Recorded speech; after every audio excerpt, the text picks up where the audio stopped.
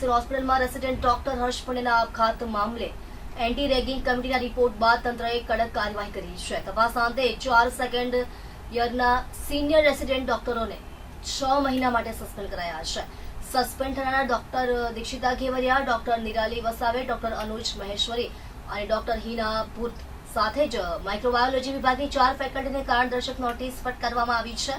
તપાસમાં ખુલ્યું કે ડોક્ટર દીક્ષિતા ઘેવરિયા સમગ્ર રેગિંગ ગેંગની મુખ્ય સૂત્રધાર હતી. તે અન્ય સિનિયરો સાથે મળીને ફર્સ્ટ યરના 10 જુનિયર રેસિડેન્ટ ડોક્ટરો પર સતત માનસિક ત્રાસ ગુજારતી હતી. જુનિયરોને બોલાવીને કહેવામાં આવતું કે અમે તમારા બોસ છીએ, તમે અમારા નોકર છો. મેડમ બોલાવે એટલે ગમે તે કામ છોડીને આવવું પડશે. કલાકો સુધી ઊભા રાખી વર્બલ અબ્યુઝ અને અપશબ્દો બોલવામાં આવતા હતા. ડોક્ટર દીક્ષિતા સૌથી વધુ ટોક્સિક માનસિકતા ધરાવતી હોવાનો આક્ષેપ છે. આપઘાતના 2 દિવસ પહેલા જ જુનિયર ડોક્ટરોએ વિભાગના વડા ડોક્ટર સોમૈયા મુલ્લાને લેખિત રજૂઆત કરી હતી, પરંતુ તેમ છતાં કોઈ તાત્કાલિક પગલાં લેવાયા ન હતા. હાલ પોલીસ અને હોસ્પિટલ તંત્ર આગળની તપાસ કરી રહ્યા છે.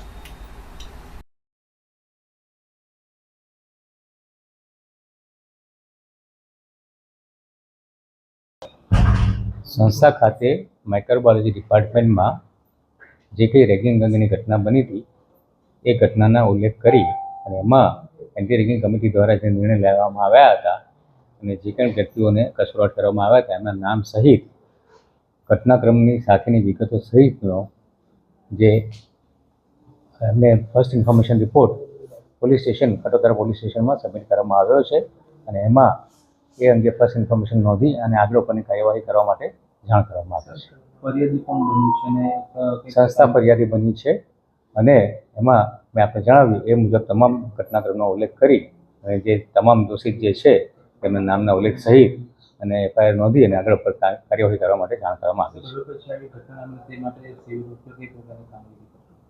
આ ઘટના ન બને એ માટે ઓલરેડી જે પ્રસ્થાપિત જે સિસ્ટમ જે છે વ્યવસ્થા છે અને એ વ્યવસ્થા હોવા છતાં પણ જો આ ઘટના બને છે તો એટલા માટે તમામ સંબંધિતોને આ બાબતે સચેત, સજાગ અને એકદમ સારી રીતે જડબેસલાક વ્યવસ્થા ઊભી કરવા માટે તમામને સંબંધિતોને કડક સૂચના આપવામાં આવી છે અને આ ઘટના ન બને, પુનરાવર્તન ન થાય તે અંગેના તમામ પગલાં લેવામાં આવશે.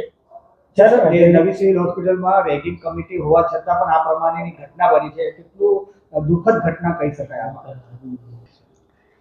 4 વ્યક્તિઓ જે દ્વિતીય વર્ષીય રેસિડેન્ટ જે છે જે રેગિંગ માટે કસૂરવાર જણાયા છે રેગિંગ કમિટીના રિપોર્ટ મુજબ એમને નામ લખેલા છે. ઓકે.